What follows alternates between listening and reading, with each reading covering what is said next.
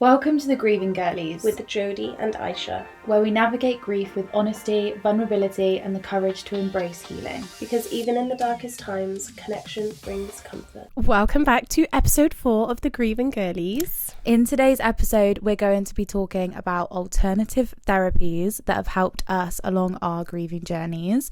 I'd also like to quickly address, for those of you watching, you may get a little doggy head popping in and out of the camera because we do have some special guests today. Mm-hmm. For those of you listening, if you hear the odd grumble, snore or licking sound, it's not us.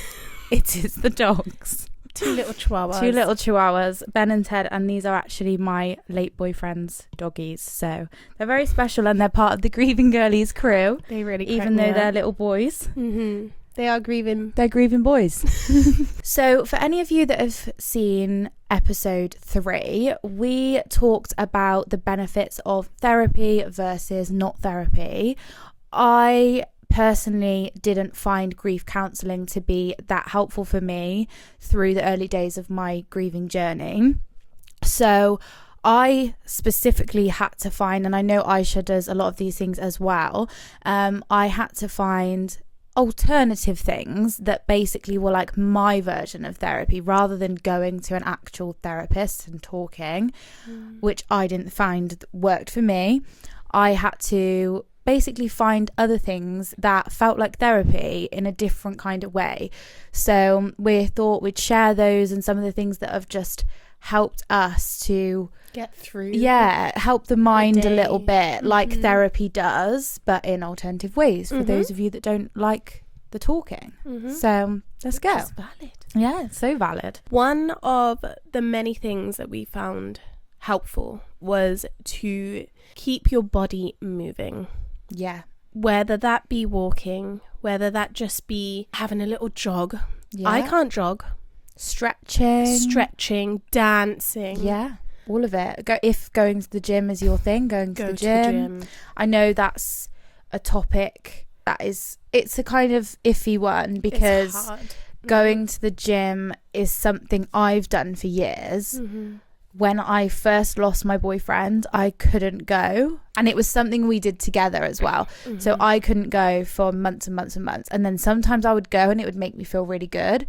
And sometimes I would go and it would give me a breakdown because I was so much weaker because I was struggling and I wasn't eating properly and blah, blah, blah. So that's a hard one. But all in all, especially now that I'm a little bit more down the line, for me, not moving my body, if I don't do exercise, if I don't do my classes or the gym or running or even a walk or whatever for like a whole week, I will be like, oh my, mentally I feel it. And sometimes it's hard because you don't always want to do it, let's be honest, for sure. But I just feel like once you do it, especially just a walk when it's a nice day, that's just it. Yeah, like walk to the nearest shop. To a coffee shop, literally walk, just like, even if it's like a couple minutes, just get out the house because you just start feeling down and down. So another thing that we found really helpful in our grieving journeys is to spend time with people that fill your cup and people that make you feel good and make you laugh. And I want to say off the back of that also, spend less time with people that make you feel the opposite to that, drained. People, because sometimes people are draining, you know. There's people who are always complaining and like just really negative, and you can normally deal with it on like a regular, I say regular in quotes because there's no normal, but like you know, on a regular day when the grief is not like as harsh. But especially in those early days, I could not deal with being around people like that, and it just brought me even further down than I even was. So for sure, spending time with people that make you laugh, people that bring you up, and like just quality time instead of just going out and getting hammered every day or you know, like when I first lost my mum, we were going to the pub. Like the day she died, I went to the pub just for some normality. But now, like, I go to the pub and I'm like, I just can't do this right now. It's too loud. I'm overstimulated. There's these guys who are absolutely hammered off their face. Yeah. And they're trying to try. I know. I don't have the time or the energy. Yeah.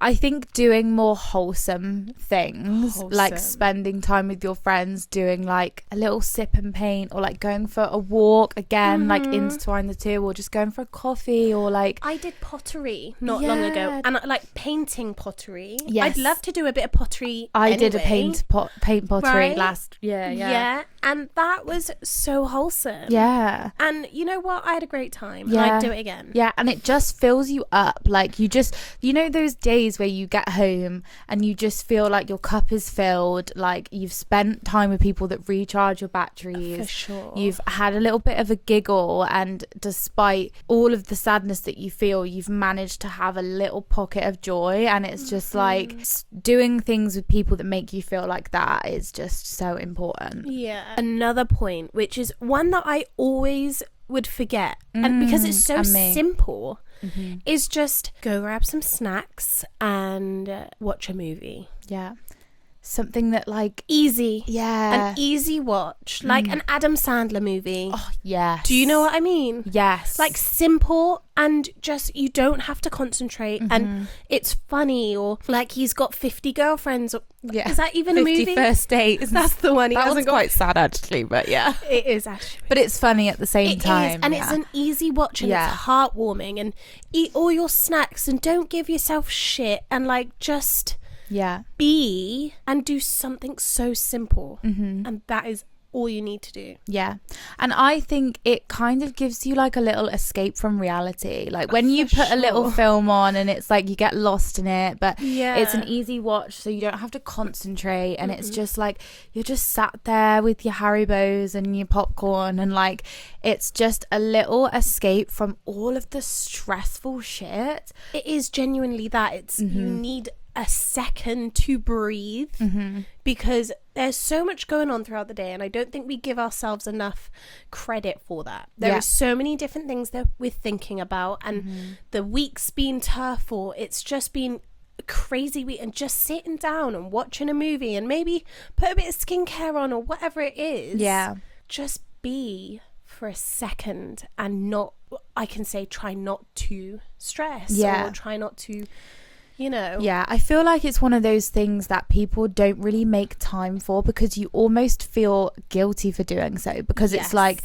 you feel like you're wasting your time, or you're doing something unproductive, or you're going against your bloody calories or something with your sweets, and like there's always something that you're like kind of battling with, just having like a lazy afternoon or a lazy evening.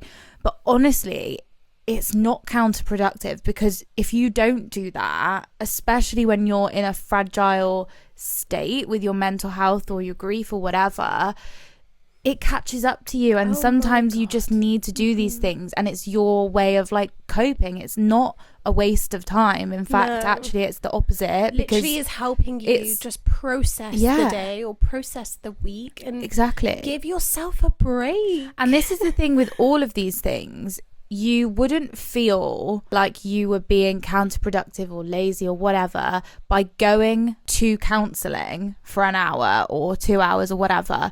So why do you feel like that about doing like an alternative thing, like self-care, having a bath, or watching a film? Like, you shouldn't feel like it's a waste of time or it's counterproductive, because it's not. It's just your therapy. It's just different to the standard or the norm. So we've kind of just touched on this a little bit, but our next point was to romanticize the little things. So even if that's having a shower, shaving your legs, like doing your skincare, doing a face mask, washing your hair, brushing your teeth, literally all of it, romanticize it and make it feel like special. Because I think, like, I would have a really hard time brushing my teeth, and I'd have a hard time wanting to wash my hair because it took so long, or it was uncomfortable and it annoyed me.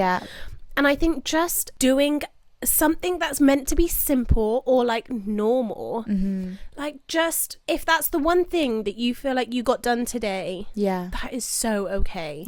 Absolutely. And even if it's something so simple as making yourself a really special coffee, like putting some honey in it or some cinnamon or whatever you want to do, and like just sitting down and just taking like it takes like 10 minutes to drink a coffee. Like just take that 10 minutes to just enjoy it, like sit and actually enjoy the coffee. Don't just like rush around sipping it while you're doing other things, doom scrolling. Yeah, like just sit with yourself. Yeah, romanticize it. Sit in a comfy spot in the sunshine or whatever. That's what I used to love, sitting outside with a coffee, with the dogs running around. If you got dogs, brilliant. Just watching them and listening to the birds. Just sit there and just sit with yourself and be as okay as you can with that moment. And don't just be present. Exactly. Just be present. Our last point is being mindful and meditating or journaling. And again, I think we shy away from these things because you're kind of sat by yourself and you're just trying to... Scary. It is. Yeah. It is. And you get so stuck in your head, but like... Get it out on paper. Write it down. If you want to set it on fire after, do so. Yeah. If you want to keep it, do so. Yeah. Like meditation. I used to have such an active mind at night. Yeah. And sometimes I just needed to listen to a meditation or just so it would distract me, because when you're sat in your mind, you just can't sleep. And then again, if it took too long for me to sleep, I'd write it in a journal. And bits like that. It just empties your mind a little bit. I think one of those things, when you're having a bad day, or they say there's like bad days and worse days in grief, but when you're having a worse day, sometimes it's really hard to not spiral and to think, I'm just going to pick up my journal. Because realistically, come on, like you're having a breakdown and you think, oh, I'm going to pick up a piece of paper. But in reality, if you do just stop yourself and think, look, I'm having a really, really bad day. Something's going on in my brain. Like, I'm not coping today. Actually, kind of not forcing yourself, because if you really don't want to do it, don't do it. Because that's counterproductive. But just... thinking, do you know what, this could help, I'm going to give it a go, I'm going to sit down and just write what's on my mind, even if it's just words, literally like, just dump your brain, like angry, frustrated, upset, tired, like just whatever pops into your head, get it out on the page. Just words or scribbles, whatever it is, take that energy from your head or your stomach or wherever you feel it, put it down.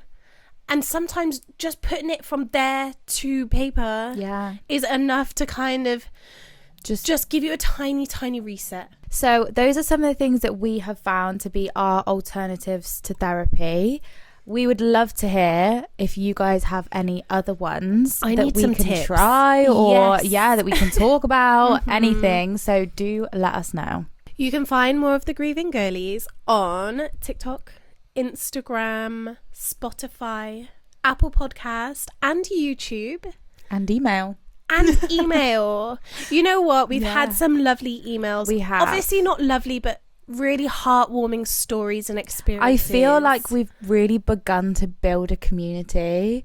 I know. And it just makes me feel so like warm and fuzzy, because honestly, like this is just what we wanted to happen from this. Literally. To just support people and them support us, and it's just... I know. I know. It's been a few weeks that we've been doing this, and we've already heard... Well, at this stage, we only have one episode out when we're filming this. Yeah, true. So... And we've already had some beautiful people emailing us and messaging us, and... It's so heartwarming. It really is. It really is heartwarming. So thank you. Thank you. And we will see you next week in the next episode for another episode. Woo!